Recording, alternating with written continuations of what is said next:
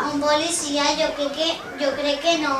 Així no tenim ni un parque que se diu Vicent Andrés Estelles. Ah, pues así, diu que era un escritor. Escriptor, pues la gent que escriure molts llibres. Pues claro, contes, poemes... Poemes, jo vull sentir uno. Pues anem a la biblioteca i en sentim uno. Vale.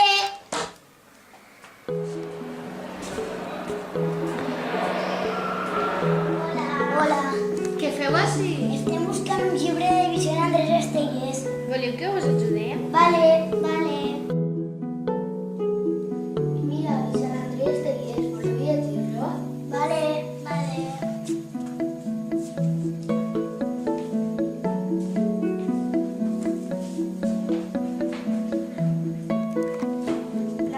La flor del taronger, la veu d'un poble i mira, la cançó de la lluna, voleu escoltar-la? Sí, la cançó de la lluna.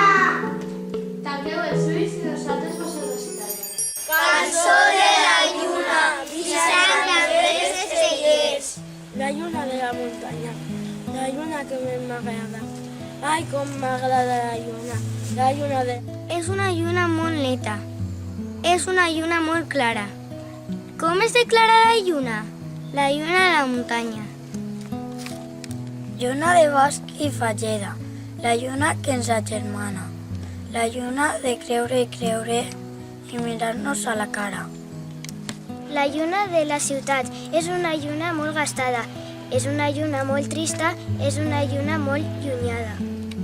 La lluna de la muntanya, la lluna que més m'agrada. Ai, com m'agrada la lluna de la muntanya.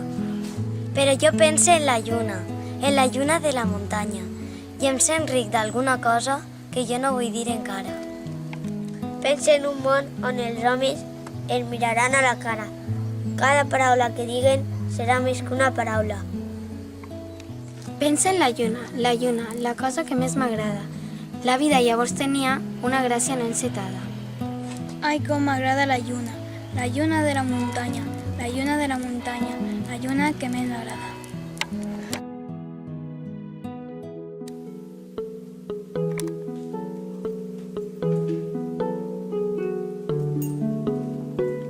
Us ha agradat? Sí, molt! Sempre que vulgueu podeu